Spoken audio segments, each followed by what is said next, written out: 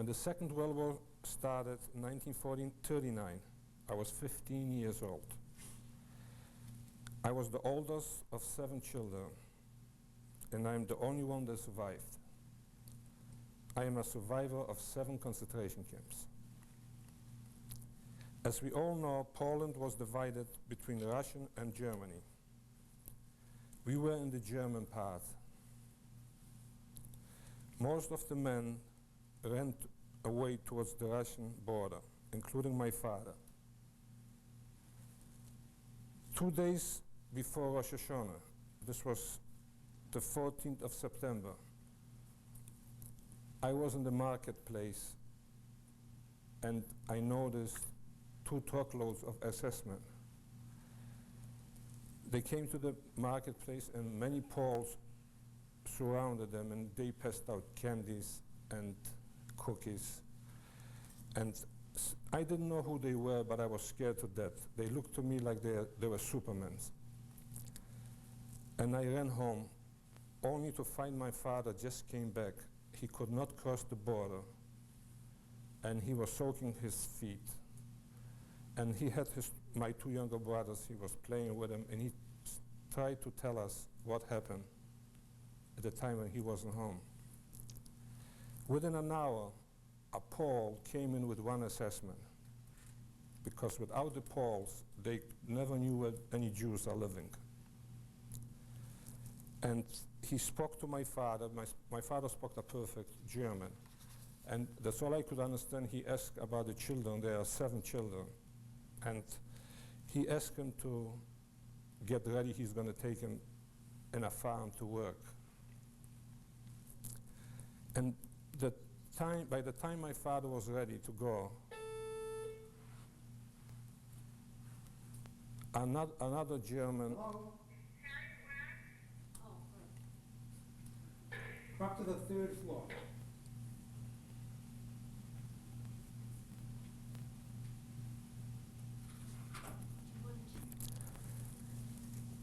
That Paul asked the German he should take me to with my father.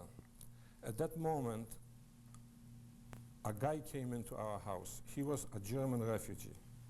He lived in our house for a year, since 1938. As a matter of fact, he slept in the same room where I did. And the Pole said to the German, "You got here another Jude, another Jew." That German refugee took out an ID and he showed it to the assessment, and they salute each other, "Heil Hitler." He was a German spy.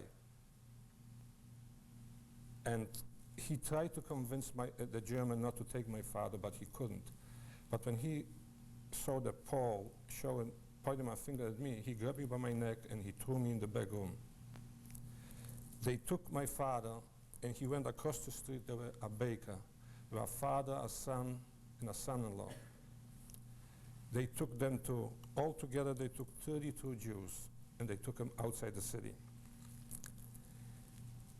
My neighbor gave me a bag of sandwiches and a bottle of milk. I should give it to them. And I kept walking in the direction where the truck went. And a couple Polish kids asked me where I'm going, and I told them my father's working on a farm, and they said they are all dead.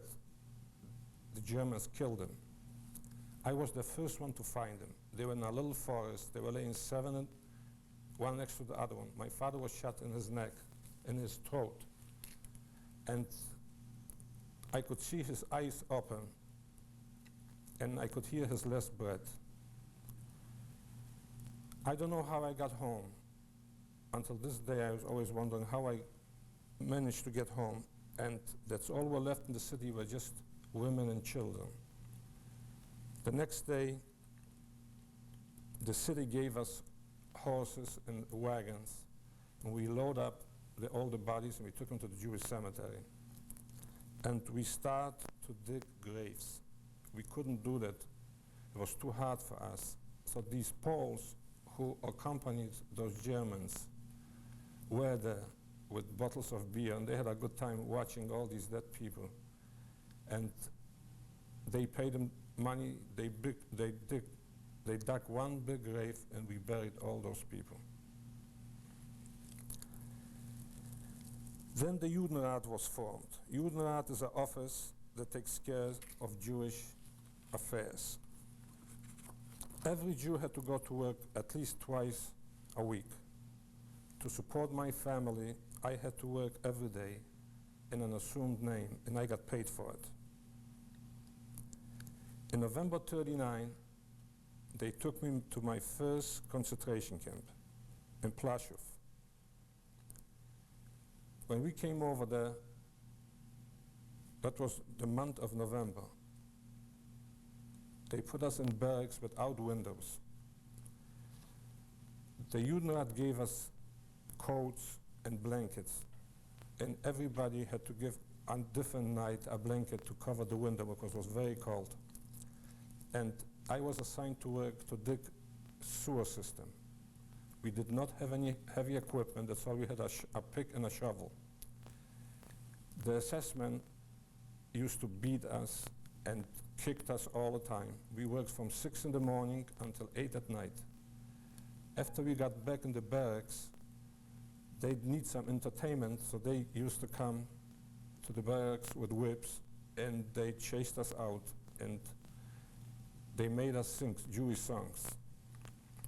And many kids who they didn't work too good, they hang them. Every day between 15 and 20 kids were hanged. And that's all we used to care and think about is how to escape from that camp.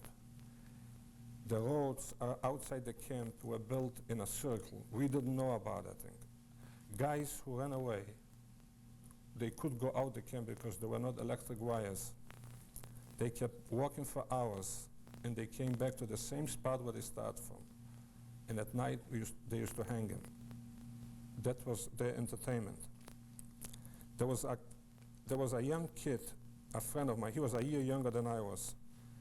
And one Sunday morning, a young assessment came in to the dining room, and he said to him, if I will kill you, I can get a week vacation.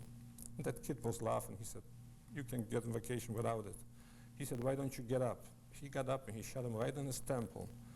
And I was sitting on the other side. I was covered with blood. I thought that he shot me, actually. Within a few minutes, an officer heard the shot. He came in. The assessment reported to him that that kid tried to take his gun away. He had to shoot him in self-defense. And he went away. He got a week's vacation.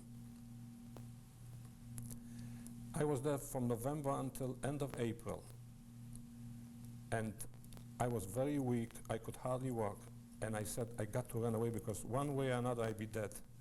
I had a cousin over there who was a foreman in a certain group who used to work outside the camp on the railroad. They used to unload equipment to build the camp.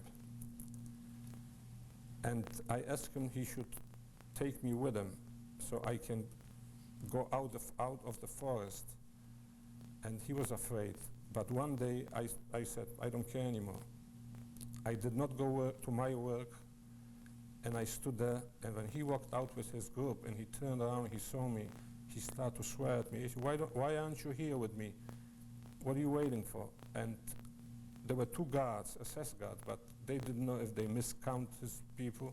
But anyway, I went out, and on the way out he told me that outside the camp there is a river, and there's a assessment with dogs are chasing the people who ran away because every day people try to escape.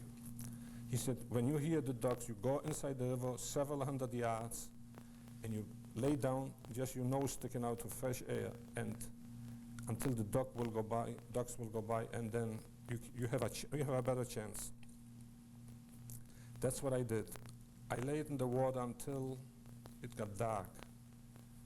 When I went out, I tried to go to one farmer. He didn't want to let me in. Then I went into another farmer without asking, and I went into a big pile of hay, and I slept through the night. Early in the morning, I got up, and I went to Tarnów, to the city. I had to go to the train to go back to my hometown.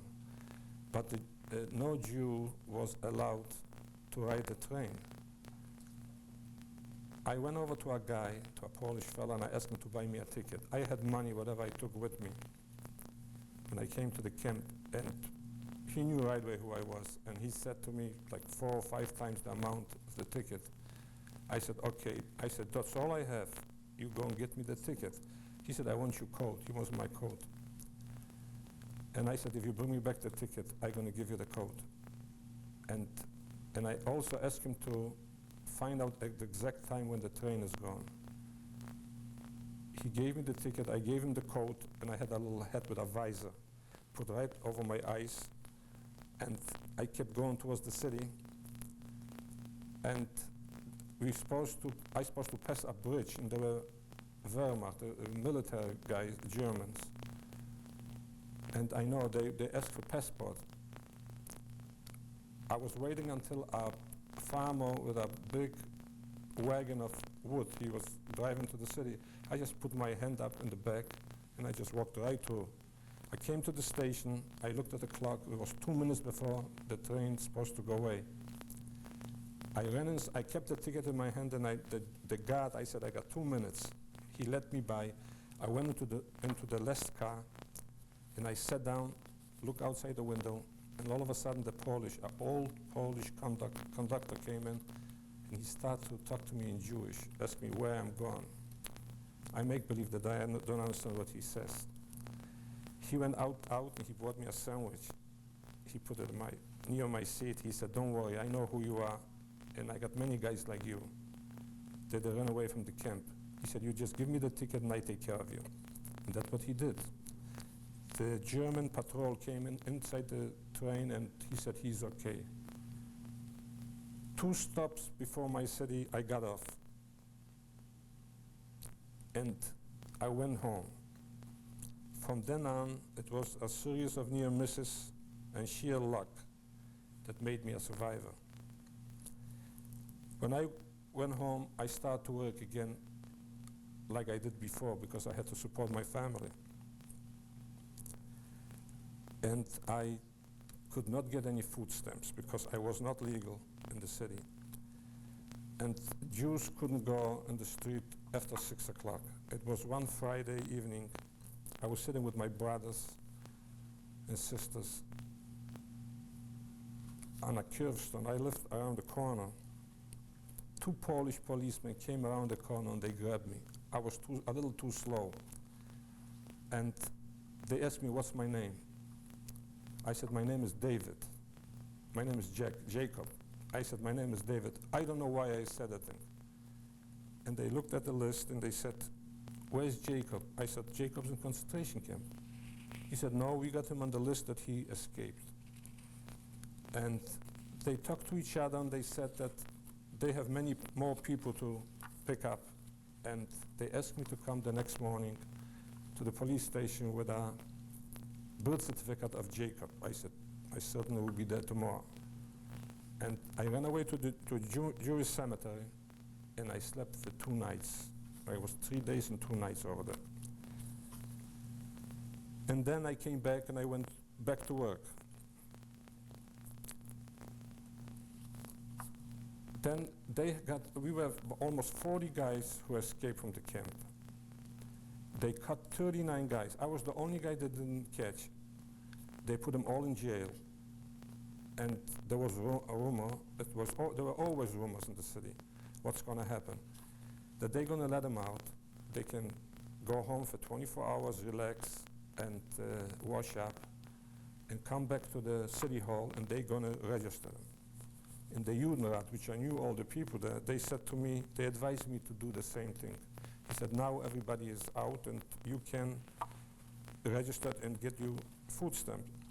I almost did that thing, but I said to myself, let me wait another day, see what happened. Sure enough, all those guys went to the city hall. Little did they know that assessment were a full room of assessment in the other room. And they surrounded the building, and they took them all back to the camp, to a strafkommando, they call it. It's more than hard labor. And I don't know of anyone who survived. They killed them all. Then after a while it got quiet and I registered. And I got a job in a school for the Wehrmacht, not for the assessment. This is a foot soldier. I worked in the kitchen. And the work was very hard. And there was a sergeant over there. He was the worst guy in the world. He used to kick me and hit me. And there were two girls working over there. They were the cooks for the German. But somehow those girls used to put food in the cans and put it away in the corner for me so I could take it home. But they never want to talk to me. And I didn't have shoes. I used to put papers in my shoes because the soles had big holes in them. And that sergeant, when we used to fall asleep during the lunch hour, we had a half an hour lunch, he used to take a cigar and burn my feet. It was the worst in the world. One day he came over to me, he said, "Would you like to buy a pair of shoes?" I said, "Sure, I need a pair of shoes." And he took out from a drawer shoes, military shoes, brand new shoes. And I said, "Okay, I'm going to get my pay in a few days, and I'm going to pay him for them. You keep them." He said, "No, you take those shoes." I put on the shoes, and I went right in the mud to make them filthy. They should look like old shoes. And he kept on bringing shoes to me all the time, and I used to sell it for him.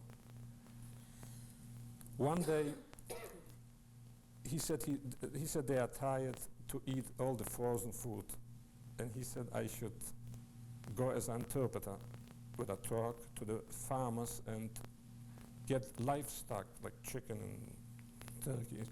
And that's what I did with them. We brought over, I don't know how many of them, that we killed them at night and we put them on ice. The next morning, I was working outside and all of a sudden I heard noises in the kitchen, beating in. Unbelievable. I couldn't understand what went on, but I didn't ask any questions. But then I saw an officer that I never saw him before. Took those two girls out. They were all beaten so bad that their faces were full of blood. He took them outside, he took out a revolver and he shot them both. And they said we should bury him outside. And then I went into the kitchen, and that sergeant, he kept on talking to himself. He said, "I can't believe it." I said, "What's wrong with it?" "These were two Jewish girls working." I said, "How do you know?" I said, "The chickens, what they were start to clean, they were pulling the feathers and start to put them in the water." He said, "Only Jews do that thing." And that's why they found out they are Jewish girls.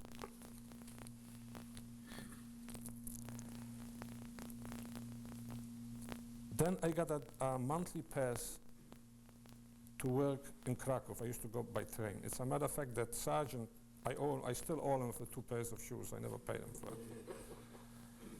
When I got a pass to work in Krakow, and it was in the winter time, and I used to work in the post office.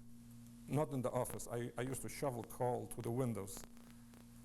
And the lieutenant, it was not the Wehrmacht, the Air Force was in charge. I mean, the Luftwaffe. And the officer liked the way I was doing because I was shoveling, throwing the coal far away in, so nobody had to work inside to take him away from the windows. It was bitter cold. We didn't have any clothes. We put newspapers around me, and the shoes and all over our body to keep warm. I was shoveling the coal a half an hour, and 15 minutes I could go inside the cellar.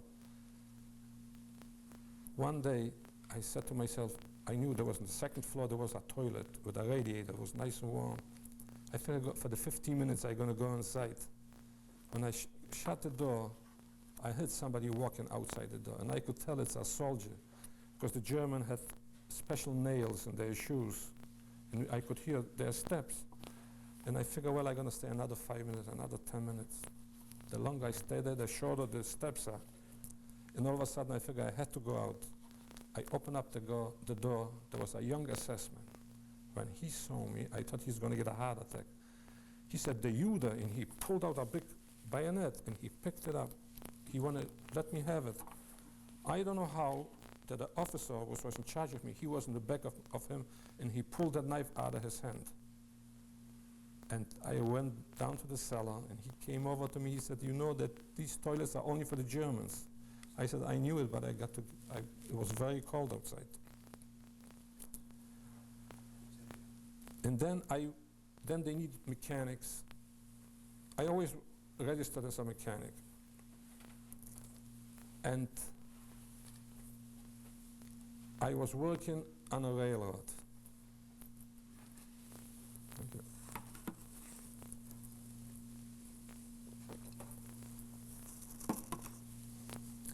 My job was to check the rails, the ties, if they are good. I had a band with a Star of David, and I had a right to go 2 miles either way. I had a long range with a pick, and there were many trains with sick Germans, and we used to build ramps because they were expecting to fight the Russian already, and that thing was right next to a Polish hospital, a Polish military hospital.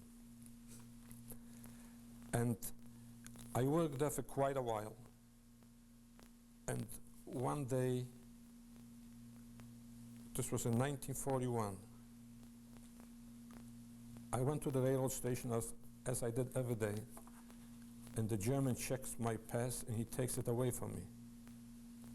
He said, "You cannot go back to the city." I said, "Why not?" He said, the city is Judenrein. They kill all the Jews. They killed over 2,000 Jews. And the rest they deported. There were over 15,000 Jews in that city. The city was clean. I had no clothes. That's all I had is a shirt. It was summertime, and a pair of pants. And I said to myself, there's no way for me to go. I had no right to go to the ghetto because I had to go to the whole city of Krakow. But I went right to the city, and I had no pass to go into the ghetto either. You had to have special permission. But I knew the guys are going out to work, and I was waiting until they come back. And I just stepped off the sidewalk, and I walked right in. I went in to the first thing I went to the kitchen. There was a public kitchen. And I had to peel potatoes and wash all those big pots. The next day I said to myself, I know my whole family is dead. I have nothing to live for. And I said, I'm going to take a walk in the ghetto, see, maybe I know somebody. 15 minutes, I was just out 15 minutes, 2 Jewish policemen grabbed me. And they took me to the police station. I figured they are doing 2 things. Once the Germans give them an order, they want 100 Jews just to machine gun them. Or they're going to send them to Auschwitz. But I was inside behind the wires. And I went way to the end of the courtyard over there, and I was feeling the dirt. It was nice and soft, and I kept on digging myself out little by little. When it got dark, I just went out from underneath the wires, and I went back to the kitchen. But I met a few guys which I knew, and I was curious where they're going to send them. The next day I got back, and I saw a woman with a child outside the gate, and her husband was inside, outside the wires. And the husband was inside, and she was crying that she has nobody here. And I went over and I asked the guy inside, do you know where they're going to send you? He said, yes, they're going to send you to Vilichka, to the city where I come from, to pick up all the Jewish properties, to clean up all the Jewish homes. I said to him, if I can, I'm going to into the police and I'm going to swap you for me. You're going to go out and I'm going to try to get in. And that's what I did. They took us to my city, and I was the minute I came, all my Polish friends, which they knew me, the first thing they asked me why I'm still alive. That was the first question. And they had gendarmes, there was no SS, with blue uniforms, they had big plates on them, on their chest. They asked me if anybody knows where there's a hospital. I said, I know, because I'm from the city. I took him to a hospital. We were 40 guys. We could hardly find a clean a straw sack. There was no mattresses there. they were killing the people over there. And we picked up a few, whatever we could we pick up. And I picked up one mattress, and I found 5 gold pieces underneath. I knew they were gold, but I didn't know what they were. I put them in my pocket, and we took everything in, and we laid everything out in the Jewish Community Center, which was right next to my house. And when we were all through, I went to the head of the German who was in charge of us, and I took out 3 pieces and I showed it to him. I said, I found that thing. He asked me, did anybody see that thing? I said, no. He said, these are Americano dollar. These are 20 American $20 pieces. He said, if you're going to find some more, you just let me know. You just give it to me. And every place he went to work, he took me with him. We were a group of 5, and we used to go from house to house and clean up all the Jewish properties. He was so nice to me that he liked me so much that one night he woke me up, me and another guy, and he took me in his Jeep outside the city, and there was a dead Paul laying over there. We should bury them. And we dug up just not too deep of a grave, and we just rolled him over, and he was standing near his head, and the blood sprayed on his face. And he started to swear. He said, it isn't my fault. I had an order to kill you. And I also found a pair of beautiful boots, and I needed a cobbler to fix them. And next door was living a friend of mine, which we went to school for 7 years. He was sitting right next to me. And I asked the guy if he could fix those shoes. I said, I'm going to give you as much money as you wanted, even more than you're going to pay. And he said, sure, why not? I gave him the boots. 2 days later, I went into his house. I said, do you have him here? He put on a brown jacket with a swastika. He was a Volksdeutsch. He became a Volksdeutsch. He pledged allegiance to the Germans. And he said, if you don't leave the house, I'm gonna call the Gestapo. I couldn't believe it. And I was really upset because boots like this I could only dream about. A few days later, we went to a certain place. A guy, the Jewish guy was Blumenfeld was his name. He has a liqueur factory. And that guy, that German, started to taste little liqueur here and there. And I went over to him and I said, look, you have to take us back. You don't drink too much. And I figured I'm going to tell him the story about the boots, what happened. And I did, and he pulled his machine gun right in the front. Where is that guy? I said, 2 days later, we're going to be in that street. He said, tomorrow morning, we're going over there. The next morning, we lined up to work, and I thought he forgot about it. But the first thing he asked me, I should take him to that place. When I came in, his father put a brown jacket on too. He was an invalid. He didn't have one arm. He was a good friend of my father. And they started to talk to him, to them that this is a Judah, a Jew, and why should I give him such beautiful boots back? He said, if he doesn't bring me the boots the next day, he's going to come, he's going to kill all of them here. The next day, he came in and he gave me the boots, but he wanted me to pay for them. I just spat in his face and I kicked him out of the place.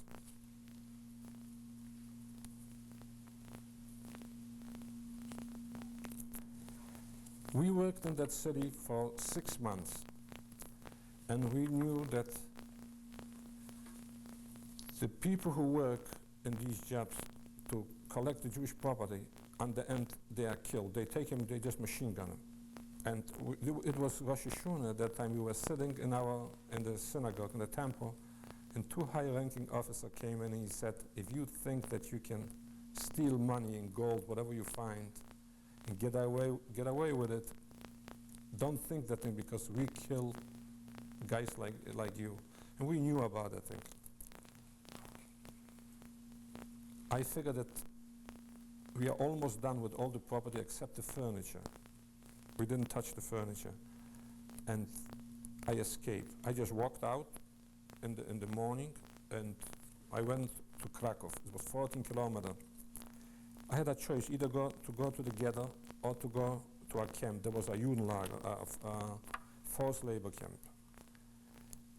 When I used to work on the railroad, many guys used to come from that camp to work with us. And that's what I did. I went to the camp better than to the ghetto. In the next morning, I got a job back in the railroad. I worked there for a short while. Then the whole camp got a typhus epidemic. We were 1,800 guys, and every day guys got sick.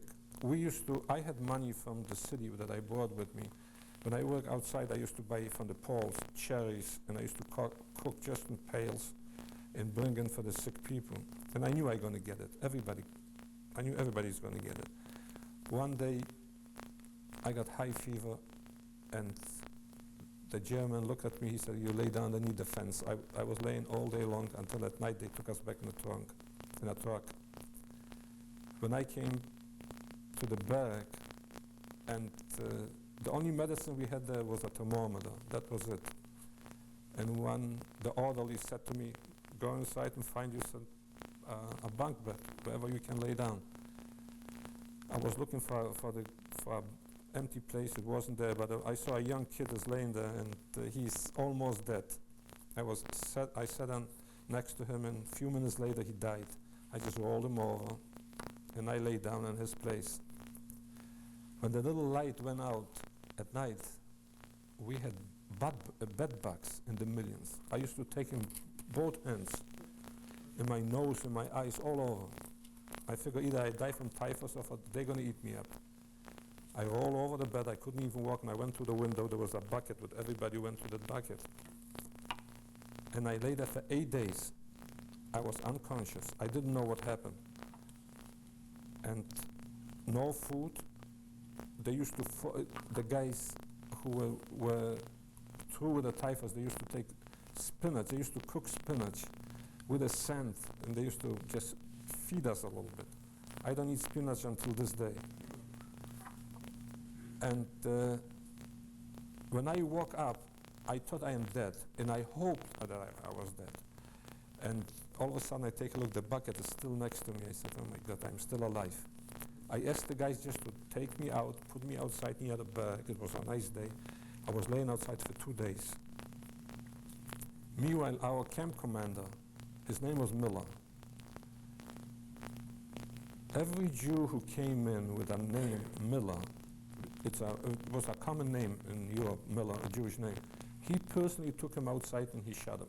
The whole families he used to kill, just for the name. He went to Berlin, and because they want to close up, they want to just burn the camp down with us together.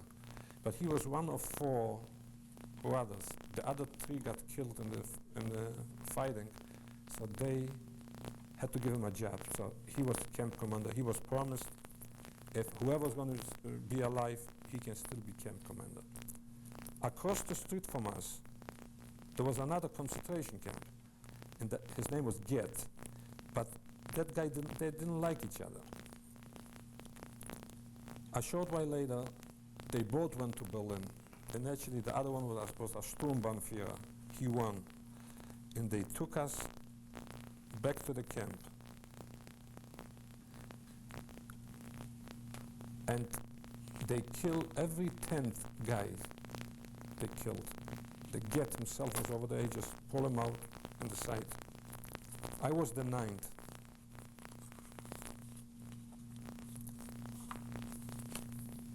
We stayed there for 2 days only, the whole group, or whoever survived. And we knew that they want to send us to another camp. Skarżysko-Kamienne was the name. There was an ammunition camp. And I found over there my 2 cousins. They came from little camps from the outside. And I want to stay with them. I had no family, so I figured I want to stay for them. So they told me that they registered as locksmiths. So I said to them, "Locksmith or no locksmith, I'm going to stay with you guys." They sent everybody out, and all of a sudden I turned around, they were gone too. I don't know the reason why. And I stayed over there. And the camp commander came in, and he said to me, to us, we were maybe 100 guys. If you registered as locksmith and you are not, you know what's going to happen. You're going to go all up the hill. You're going to be machine gunned. I figure I am in, and I have no choice. The next day they took us out to build an air shelter. They were ready for war with the Russians, and I was building an air shelter. I used to drill with a heavy drill inside a mountain. The drill was heavier than I was. The worst part was when we put the dynamite in. I had to go out and stop the jeeps with the German officers they went to our camp commander. And every officer who was driving up there, two guards with him. I was afraid they're going to shoot first and then ask questions. But I used to try to explain him why I'm stopping him. And it wasn't too bad. A few days later, I saw on a bulletin board that they need farmers in Zaborcze. There's a city outside Krakow. I figured that to get anything to get out of the camp, maybe going to have food, and we don't have to sleep in a cramped barracks. When we came over there was an Air Force camp. There was a telephone company. We have to dig holes and put telephone poles and hang wires. It was a very hard job. We were the first Jews over there, and within a short time, our camp commander is supposed to move in, so they need a new barrack. They asked who's a carpenter. I volunteered. I said, I'm a carpenter, and we built the barrack, and we covered up the roof. Him and I were putting tar paper and tar on the roof, and he was a professional carpenter, and he was working around the chimney. And me, like a damn fool, I said to him, that chimney is going to leak when when it's going to rain, the water will come in. He looked at me.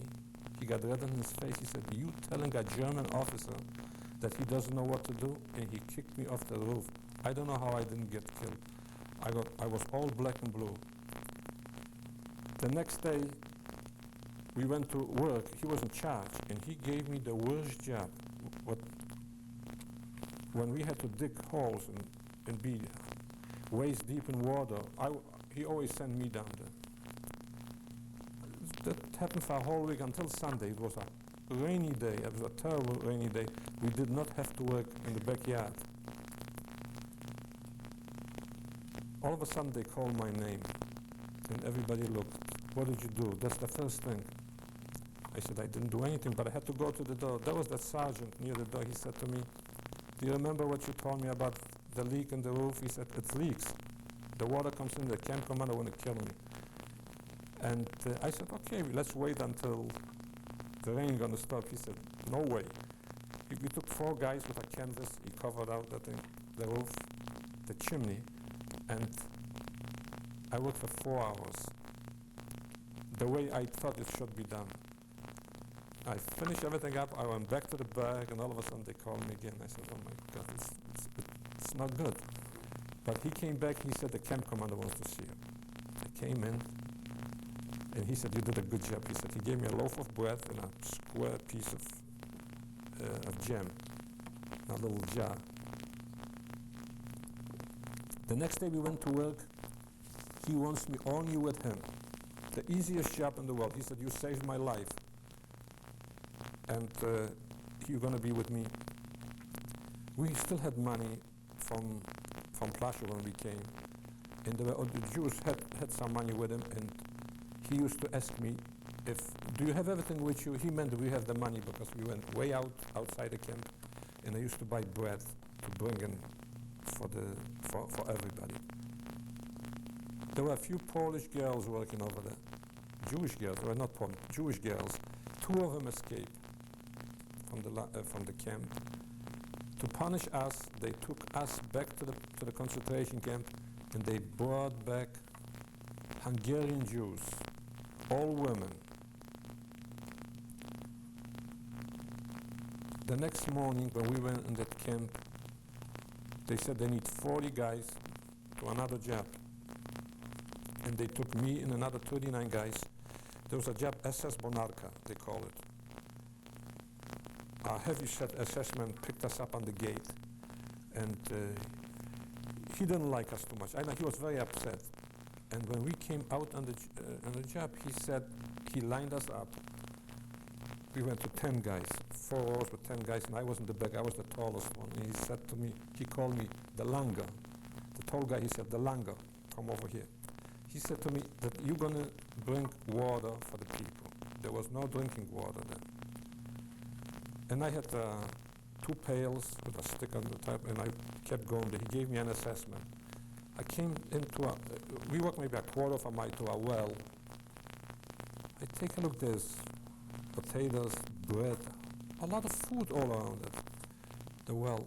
And I said to the assessment, I don't know anything about it, I'm here the first day. He said, I know that thing. I know you are here the first time. And there were a few Polish kids. They asked me, where are the other guys? I said, what guys? I said, there were guys over here, we used to do business with them.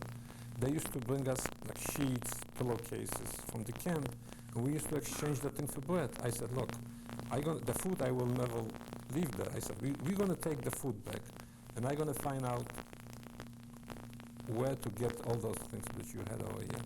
When we came back at night, I found out that they caught the people with food, and that's they machine gunned them, 40 guys, 40 young guys, for black marketing. And I found out where to get all those rags, whatever we could get. Sonia, probably you heard about Sonia. She's from our Holocaust Center. She was working over there. And I did exactly the same thing. We used to put inside our pants sheets and pillowcases and bring out. We used to exchange for that food. The worst part was when the assessment who escorted me over there, if he was a German, I didn't worry about him. I used to take out a pack of cigarettes, and I didn't smoke, but I just took out one cigarette, I put it in my mouth, and I asked him if he has a match. He said yes, and I asked him if he would like a cigarette. If he said yes, I had it made. I gave him the whole pack. We kept going back and forth, a pail of water and a pail of food. But if we had Ukrainian or Polish assessment, they were the worst in the world. One day I had a Ukrainian assessment with me, and I tried to give him a cigarette, and he said, you better go because I'm going to shoot you, Jew, and all kinds of things he was calling me. When we came to the well, and there was all the food over there, I thought he's going to get a heart attack. He said, you are black marketing. You do black market. I said, look, that food does not belong to me, it belongs to the camp commander. I had no choice. I figured I'm dead one way or another. I took the food, and he walked behind me. He said, this time I'm going to take care of you. I came back, and the camp commander was not in the office. He was in his house with his wife. And I said to him, you wait here. I went over there, and I told him exactly what happened. He shook his head. He said, come over here, come with me. And I went over there, and that Ukrainian, they couldn't even speak good German. He tried to explain to him, and he said, why don't you shut up? He said, that food belongs to me. I said, oh my God, this is quite a thing. But a few days later, the assessment asked me, who is the poorest guy here? Who is the guy has less than you guys have? And I told him there was a young kid working over there. He said, send him in. He gave him all the food. He said, I never want you to say that I took something from you. And he used to tell me that he used to do business before the war with Jews. He was a cattle handler, and he used to deal with Jews. He wasn't bad comparison.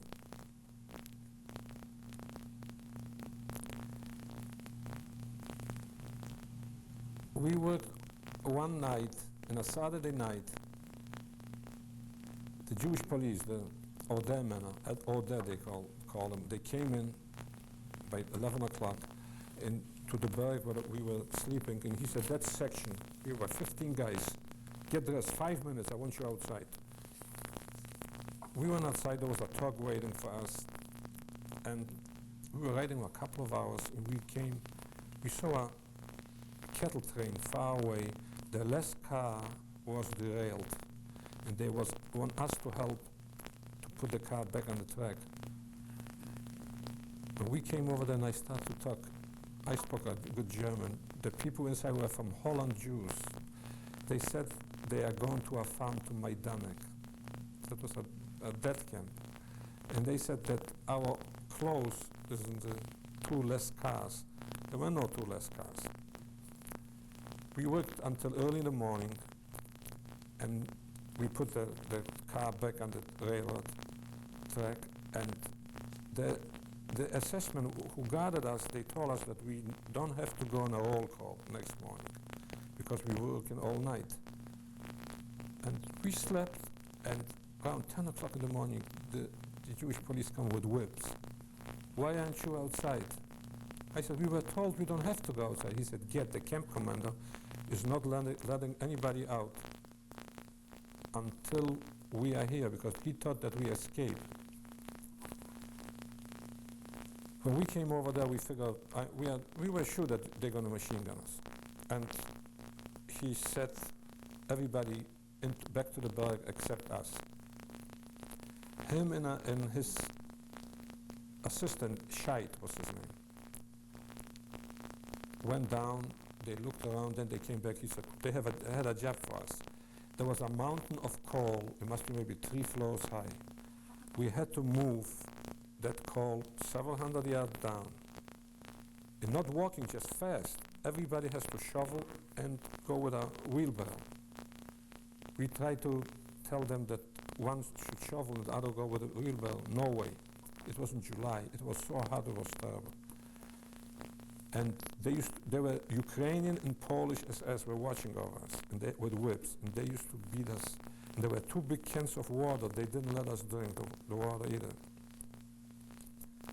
We were black, our eyeballs were black. And we were sweating, it was terrible. It was so bad, they were so bad to us, that 2 German officers, SS officers, walked by, and they hollered them. They said, why don't you let them rest for 10 minutes and have a drink of water? We just collapsed for 10 minutes and back to work. We worked until early in the morning. We didn't have time to wash up. We even couldn't wash up. The cold was right through our skin. The next morning we lined up, we had to go back to work, and that assessment what he used to pick up every day, he asked, where are my guys? They work with us all the time. So I went out and I said, that's us. So he asked me what happened, and I told him the story. He started to spit. He said, my God. When we came to his place to work, he said, you have a half a day off. They gave us benzene and hoses of water we could wash up.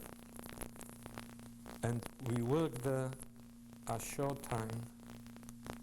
One morning, he said to me, I was in his office, and he took out his gun, he put it on the table, and he said, today is a good day that you can escape.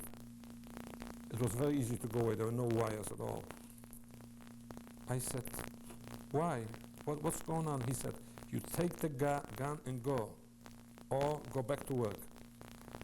So there was another guy with me. I thought he was an old man. I was that time 17. He was probably 28. And he was an accountant. And I talked to him. I discussed with him what we should do. And we decided the minute we leave that place, a Pole going to catch us, going to take us to the Gestapo. There was no question about it. And I went back and I told him that, and he said, if I flucht the Pole, he said, you're right. At night, he took us back to the camp. We didn't know what went on over there, but we could not walk into the camp. There were Gestapo with machine guns lined up outside the camp, facing inside the camp, not at us. They brought in from Krakow, from the city, Poles, non-Jews, whole weddings, bride and groom, the orchestra and priests, and they hung them all. They were just hanging them, and there were Jewish guys inside. There was a Sonderkommando. There were special guys where they deal with dead people, with dead bodies. And they would just cut them off. They were still jumping, hundreds of them. We stood there for 4 hours. and we couldn't go through. And then finally there were, I don't know how many, thousands of Poles they killed. When we went into the camp, straight to the cattle cars. They packed us 180 in each car. You know, the European cars is 1/3 of an American car. And we start to roll. I was lucky. I went in the first, and I was near the window, and I say we are in Auschwitz. They drove us into Auschwitz, and we stood there for several hours, but they did not open up the cars. We were right near the gas chambers in the crematorium. We could smell the burning.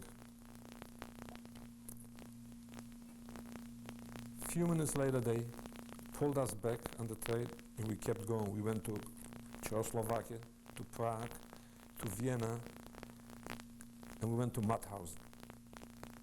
This was a camp that a Jew never had a chance to go out alive.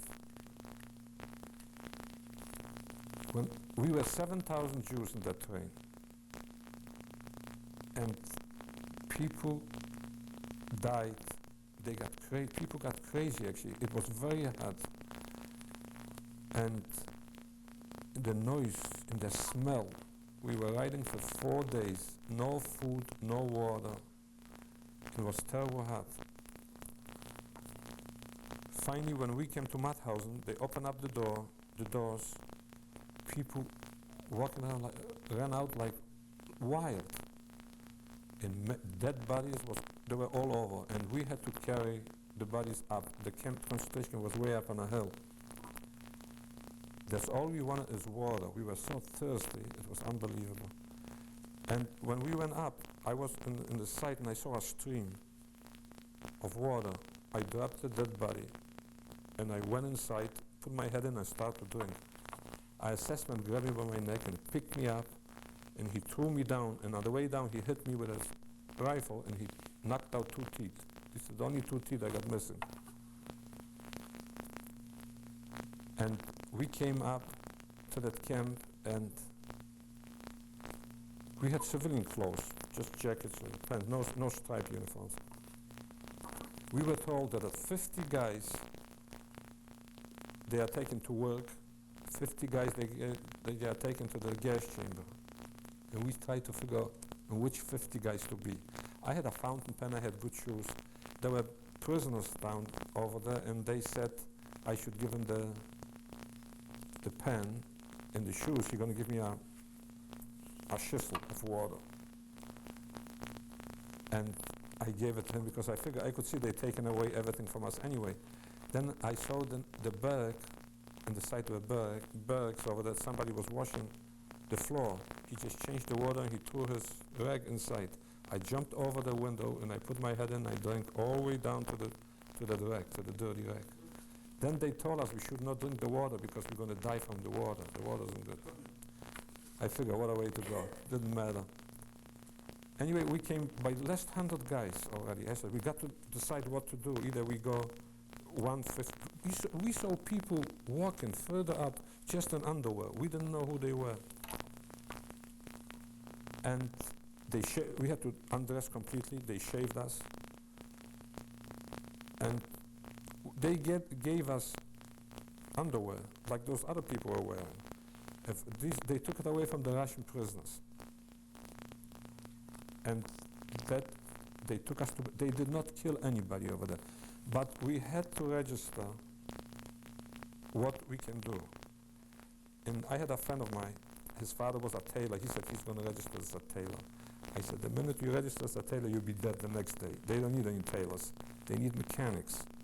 I said to him, I am going to register as a mechanic. Anyway, finally I convinced him. I went over there and they asked me my profession. I said, I am a mechanic. He said to me, are you auto mechanic? Auto mechanic. I never saw a more in my life. And they put us all in quarantine in 3 barracks, 6,000 people. We were sitting one inside the other one. If at night you want to go out to a toilet, forget it, you could never go back. In the morning, they took several hundred people I was lucky that it wasn't me in the beginning. To work in a stone quarry, just to kill us, we had to go 168 steps down barefoot and pick up a heavy granite stone. The granites are very sharp. Walk up 3 times a day. When I saw what went on, and I got up very early, and I kept running away from one barrack to the other one. And the last day, I was there for 2 weeks, the last day they cut me. I was too slow. And I went down 3 times. The second time when I went up, Eichmann was on the top of the stairs. And he said that the stones are not big enough. The stones weighed almost twice as much as I did. And I said, people used to go up and go to the edge and they just jump over, got killed. Or they went for the electric wires. It came to a point that the guard on the towers, when they saw anybody go to the tower, they had an order to shoot. But they didn't shoot anybody because everybody was just grabbing the wire and it got black completely in a second. And I said to myself, if I have to go one more day, I'm going to do exactly the same thing. But at night, they called my name and they gave me a uniform, a striped uniform, and a number. 85-203 was my concentration camp number, with a red triangle. I was a political prisoner.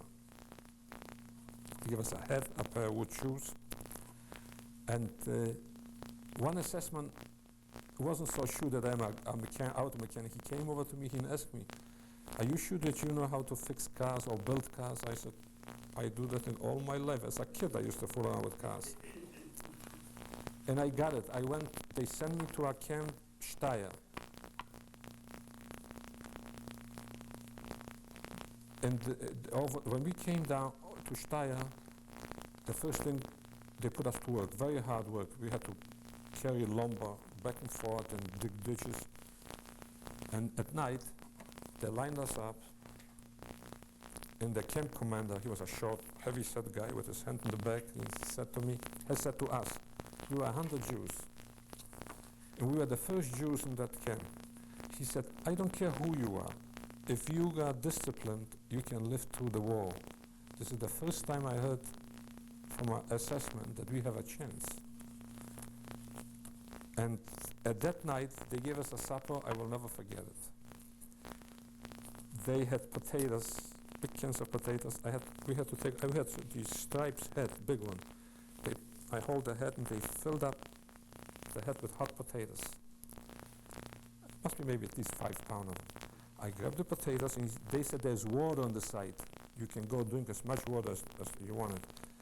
I went in the corner like a wild animal. I picture myself the way I was sitting there, and I kept on eating the potatoes with the skin.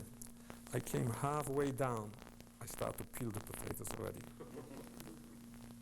And the next morning, they took us to the factory with a train. They took us, and I came in, and there were horses with the blocks. My job was supposed to be to set up the cylinders and test them for pressure. I never saw a cylinder in my life. I never saw a block in my life. And there was a guy over there on the side. He looked at me. He said, you don't know anything about it, do you? I said, no. He said, I'm going to show you. Well, he showed me once or twice. I was doing the job. The next, there was some more people coming in, so they sent me to another part of the factory. I used to work in a machine shop to make the pistons. There's no what pistons from mortars, but we have to make them from scratch in a big lathe and cut them. Anytime I was cutting, I was breaking the knives.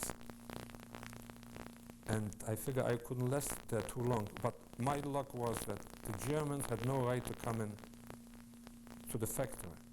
They could only stay outside except a German engineer in charge. And he wasn't too happy with me in the beginning. And I said, you have to give me a chance because I never worked on this. A few days later I came in, I said, I still am not doing too good. But I looked around, there was a big box by 6 foot square, maybe 5 feet high, and there were the pistons laying inside. A German used to work on that machine before I did. And I took a couple of them and I tested with the gauge. They are perfect. Every morning I used to come and I used to take 2 hands full and put it in my box. And the one what I did, no wonder they lost the war. And the one what I did, I put it back in the corner. That thing went out for quite a while, and I was almost down to the bottom of it. And I figured it can't last too long, because someday, and that engineer said, figured I am the best mechanic in the shop. I told him that the light is not too good. They killed people for less than that, and I don't see too good. And he didn't say anything. By several weeks later, we had a foreman over there. He's a Spanish guy. He couldn't speak German, just Spanish. When he called you number in Spanish, you better say yes. So I learned my number was 853. That's the only word I know in Spanish. When he called the number, I had to pick my hand up. And he asked me, he came over to me, he said, with his hand he was talking, "What did you do?" I said, "I don't know anything, nothing." He said, "Come on." I didn't understand what he said. "Come on." He grabbed me by my neck, he pulled me to the door. It was the second in command of the camp. And he said, "Let's go." It was a guy with an assessment with a machine gun, and he was an Unterscharführer. And we kept walking. And I said to myself, if they want to kill me, maybe they found out what I did with the Pistons, they could kill me at night. At night they could kill me when I go to the camp. And we kept walking. We came to the city of Steyr. I take a look on the door over there. An eye doctor. That engineer told him that I am a good worker and they need me over there. They send me to an eye doctor. This is one case in 100 million. Nobody had something like this. They gave me a pair of glasses.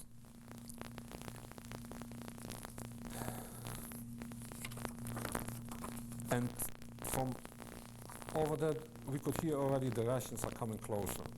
At night, the skies were red from the heavy artillery. And they said they're going to send us to another concentration camp from over there. This was in January 1945. It was bitter cold, snow,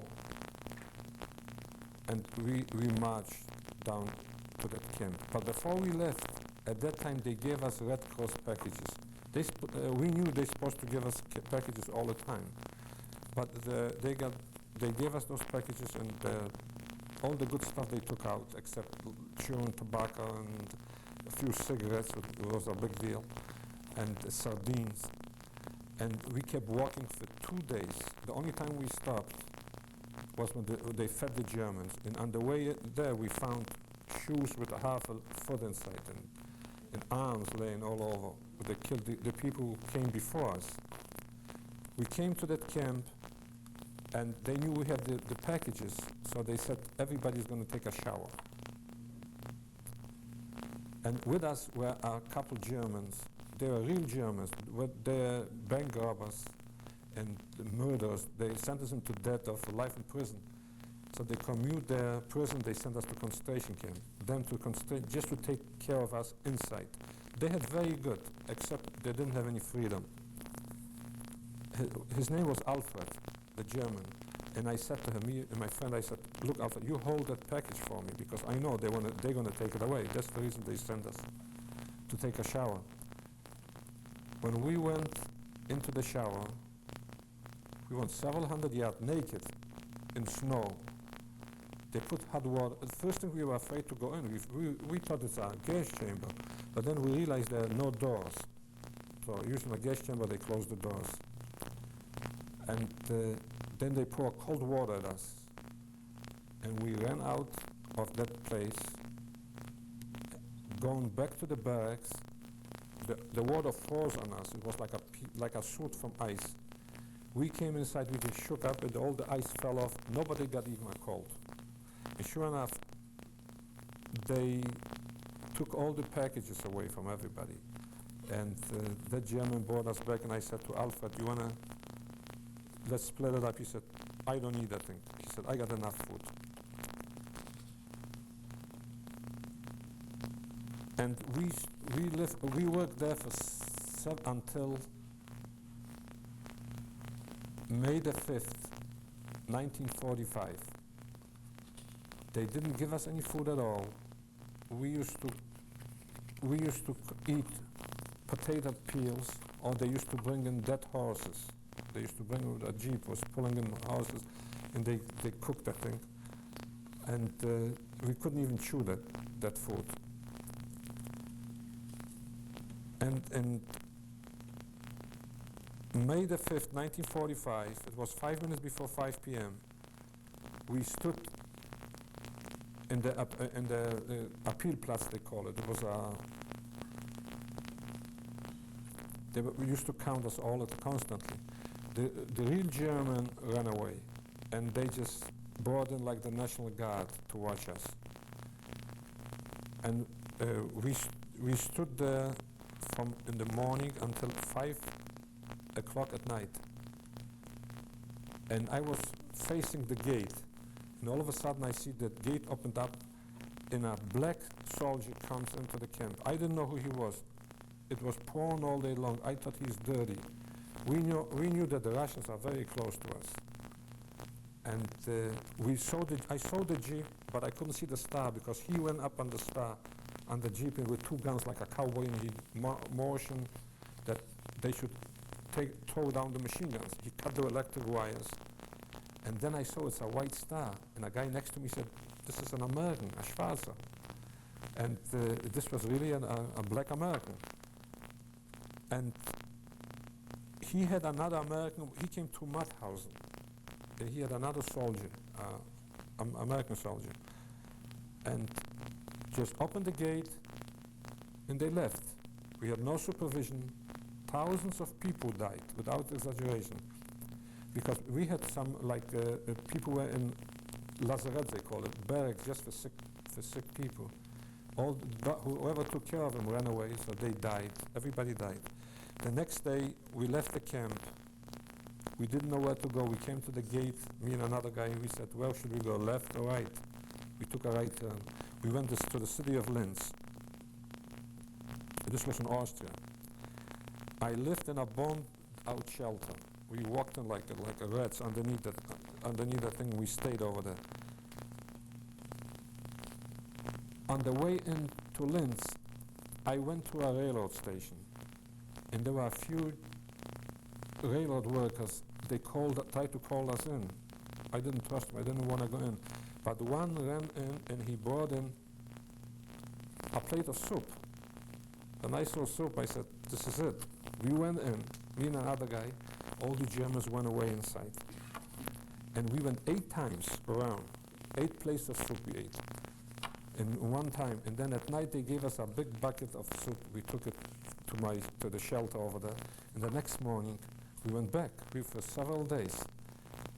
But the other guys, they were walking in the streets, and the American soldiers were driving down the streets with big, heavy trucks. They opened up the gate, and they threw down a case of food, chocolate, condensed milk, pork, and the people started to take the thing, and they were sitting in the corners and start to eat. This was poison. Their stomach wasn't used to it. We didn't eat for years. We didn't eat any bread or milk. And they died with the packages between their legs. It was so bad that the Americans closed up the airport in Linz, and they made hospitals for those guys. If I wouldn't get that kitchen, who knows if I would be alive.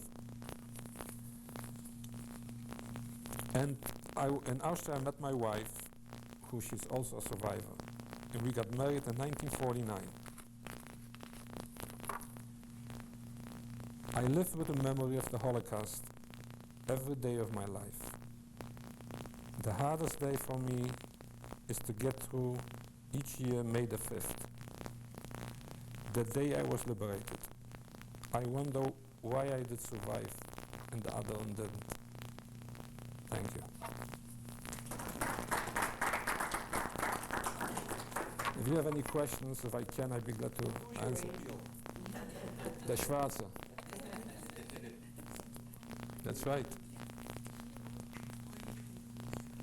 How old are you now, Ken? 62. When did you come, what happened after that? How did you come Well, we were in Austria in displaced person camps. Nobody wants us. The Austrians didn't want us to live there because we took their homes away. And we didn't, the American army and the English. You're not taping it, are you? It's going to be too long, won't it, Harriet? Okay. And we registered wherever we could to Canada, to Australia. I almost got papers to go to Australia. And we were down till 1948. Finally, I met my wife who had distant family in the United States. So I came to her papers. How much did you weigh when you get through? 80 pounds. I was 20 years old. The reason I know I had 80 pounds, because we have kilos, not pounds. I got very sick. When I went to that school, next door to us, the American, some company, had a kitchen over there. And a guy, his name was Harry, he was taking care of young SS men. He was beating the hell out of them. He was terrible mad at them. And he was swearing at them in Polish. So I figured I went over to him and I talked to him. And that guy didn't eat a lunch or dinner without me. One day I got sick at night and they said that I have malaria. He got an American Army Red Cross ambulance. They took me to the hospital. And they weighed me. And I heard him say that I weigh 80 pounds. And I didn't trust the doctors, the German doctors anyway, so I said I'm going to sign myself out. And I didn't want to stay in the hospital. And that American guy, I was there for several weeks. And one day I asked him, I want a motorcycle. He said, just tell me where it is and I'm going to get it for you. Middle of the night he came in with 2-3 GIs. They picked up a fence. He said, go ahead and take it. One day we were in that school and he showed to me, he said, through the window, he said, you see those two guys walking over there? He said, these are two Jews. He said, we don't want to have anything to do with them. He said, the only good thing Hitler did, that he killed all the Jews, is too bad he didn't come to the United States to kill them. That was my liberator. I mean, I figured this is my liberator. I left the school and I never saw him again. Do you speak Jewish, Polish? Who? I speak Polish. Polish. Yes. I spoke German and Polish. In Jewish I speak too. You know, the attitude of a lot of Americans, Jewish Americans, I can imagine. We've been hearing the Holocaust day in and day out. Now, a lot of them, I get the feeling, we've had enough, we've heard enough. I don't know whether we have heard. I mean, There's never enough.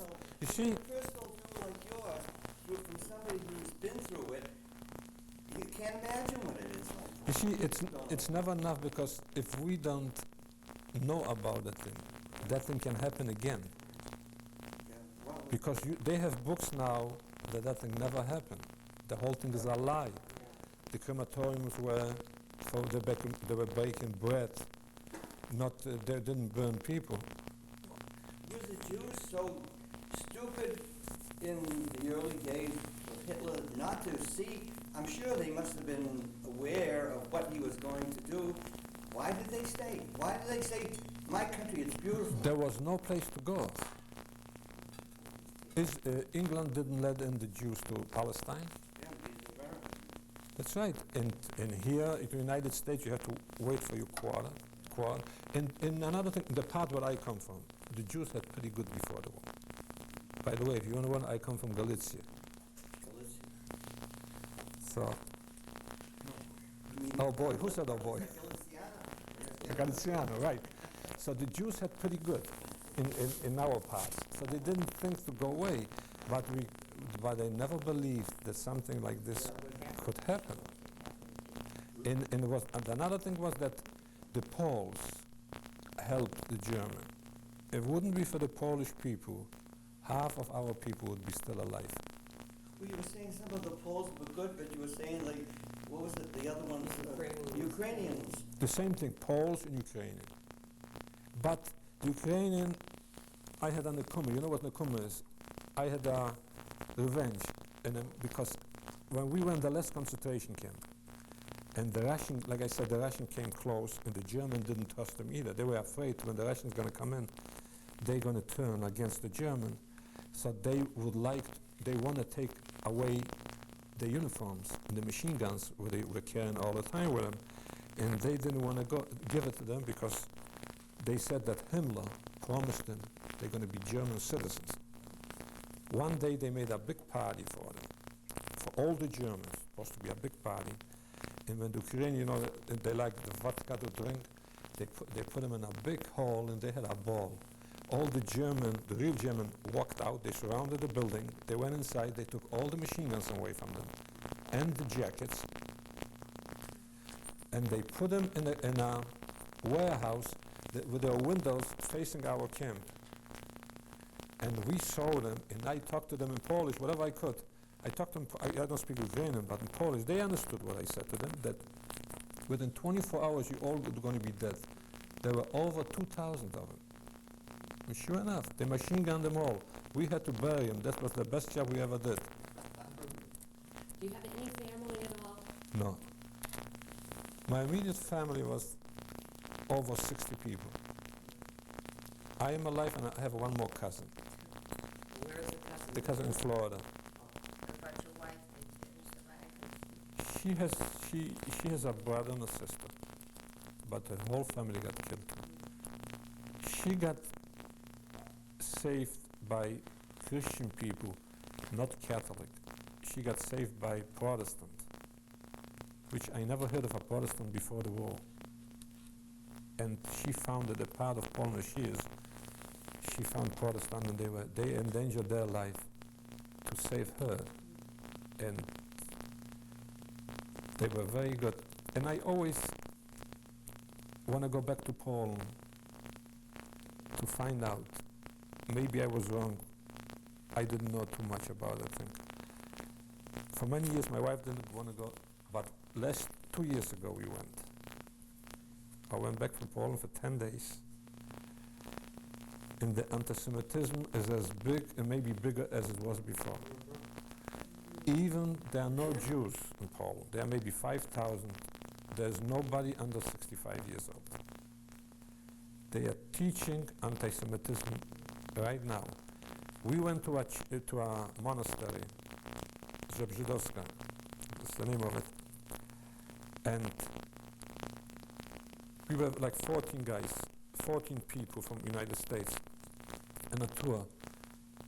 And when I walked in the old monastery, and there was a young priest, he must be in the early 30s, they had maybe 15 or 20 kids, boys. He's teaching him about the crucifixion of Jesus. I stopped, I didn't go further, I was stopped and I was listening to him. And he said that the Jews crucify him. And we kept walking in the old hallways, you know, the old monastery, and there was a big picture in color, that means it was taken recently, and it shows that a priest wore a blue coat with a hood. In the back of the hood is a big Star of David. And he said, this is the Jew who crucified Jesus. And I was burned up. And then we kept walking to another room, and there was a tables with glass with all the artifacts from the church. And there was the coat, laying with a Star of David on the top. The priest was like 10 feet from me, and I called him over. In Polish, I talked to him. He was surprised to hear. And I asked him, you are teaching hate for Jews to those young kids. Did you ever ask those kids if they saw a Jew in their life? I said to him, as a matter of fact, did you ever see a Jew in your life? He said, no. I said, those kids going to walk out in the street, they're going to try to find something to hate. They don't even know whom. And I said, did you ever tell those kids that Jesus was born Jewish? He gave me a dirty look and he walked away. Didn't even answer me. I had a discussion with the Cardinal Law about it. I told him about it. As a matter of fact, it was televised. I didn't even know they were taping me when I was telling him. And he promised me that when he's going to go to Poland, which he did last year, that he's going to look into it. And I wrote him another letter to remind him. With which eye? And he went, but I don't know what happened.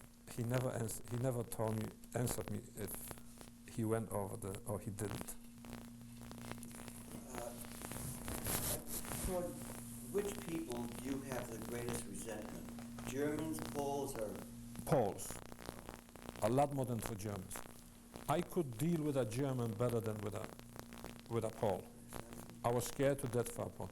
When I was in my city, I couldn't tell all the stories because they said they went only 3/4 of an hour. And now they still taping it. What's an hour and a half in a lifetime of this? You see, when I was in that city, and there was, as far as I knew, there was one dentist in that town. And when we were walking in the street with that guy, which he was very good to me, the German, and I saw that a Pole, I call him a Polak, and everybody say I shouldn't say a Polak. Oh, sorry, Archie does. That's right. Hold him by his arm, and he was pulling him, and he was begging him, leave me alone.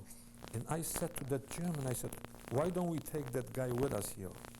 We have 40 guys here, we can take him. He said, I would like to do it, but I was afraid that Paul was going to turn me in. And that's what they did. There was a guy who turned my father and most of the Jews. He became a burgermeister. You know what a burgermeister is? In the city. He was a mayor. And he threatened me that time when the German didn't want to take me. He said, someday I'm going to get you. And he almost did. It was before our Passover. I was working in a church in my town. They're cleaning parts of tanks. And we didn't have bathrooms like we have over here, so it was a public bathhouse. I figured I'm going to go to the bathhouse, and I didn't go back to work. Before I got home, the Polish police was after me, that I didn't come back to work. And when they took me to the police station, he was over there. He said, now I got you. That means he's going to send me to Auschwitz. But I had my uncle, he was away, he was in Russia, but his family was there. They had a grocery store. And the German burgermeister used to go over there, and he had all the food he wanted. And the rumors were there in jail, so my cousin went over to the German burgermeister. He himself came, he took me out of the jail. A German. I had also, when I was in the city, when I had a pass, when I was working in Krakow and I go back every day to my town, they needed at night guys to sand the roads, the highways. We didn't have trucks like here. We had a wagon and horses, and nobody could walk on the street. Even a Pole could not walk at night. But I had a pass that I could walk at night. There was a fire station. The reason they picked me for this, because there was a fire station not far from me. And when they called into the fire station, the guy came to me, he walked over, he knocked on the window, and I got dressed. And I put all kind of paper, always paper around me, so it should be warm, because in Poland the winters are very, very, like it's today. These winters we used to have all the time there. And I didn't have any gloves, so I took an old sock, and I took the pass what I had, I rolled it up, I had a hole in it, and I put it in my hand, and I kept walking. And I could hear if a German patrol is gone. I could always tell if they are gone. So when they are far away, I picked my hands up, both hands, and I kept going towards them.